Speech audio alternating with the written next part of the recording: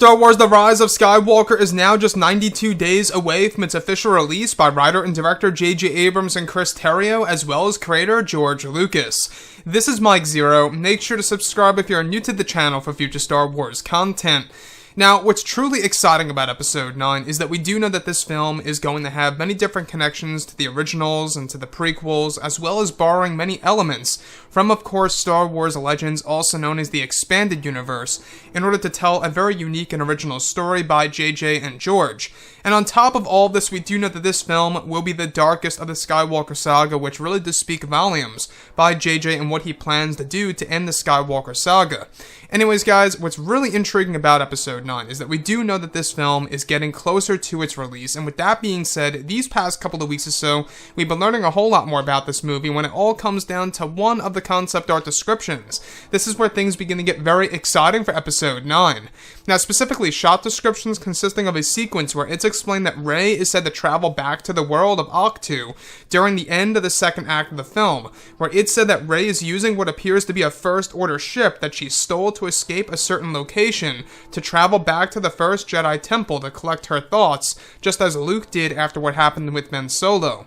It's explained that eventually Rey makes her way inside of the Caretaker's Museum, where they keep many relics and artifacts of past Jedi, where Rey comes across numerous lightsabers on a shelf. It's described that she sees Luke's iconic green lightsaber as well as two other lightsaber designs, where one of which is said to be dubbed as Mara Jade's lightsaber.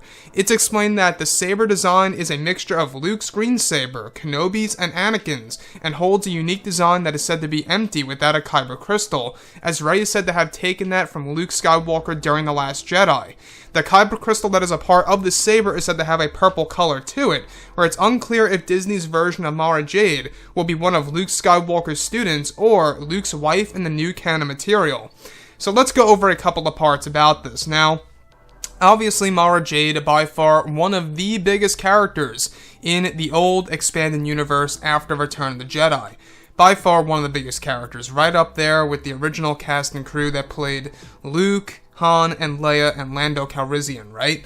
So, it really does bring one to question. This is a big hint that Disney is, of course, bringing Mara Jade back into the actual current canon material, and could very well line directly up with the rumors that we've been hearing about for a couple of days now, about a Mara Jade live-action TV series for Disney Plus in the near future in the 2020s. So, would they actually stay true to Luke's wife being Mara Jade, or are they going to make it Luke Skywalker's Jedi student that was actually right near the burning Jedi Temple that either got killed or got away?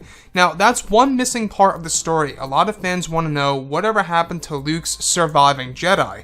That is something that I honestly feel is going to need an answer. It has to have an answer, right? As to what happened to Luke's surviving Jedi, the ones that Kylo Ren took with him and did not kill. It's very possible that at least one of them could very well be Mara Jade, and they are rewriting the character for Episode 9. Now, do I think that Mara Jade is secretly Zori Bliss under the mask? I don't really think so. I mean, we do know that Kerry Russell was actually dubbed as Mara over a year ago for her character, but I think that that might have just been a coincidence. I don't know.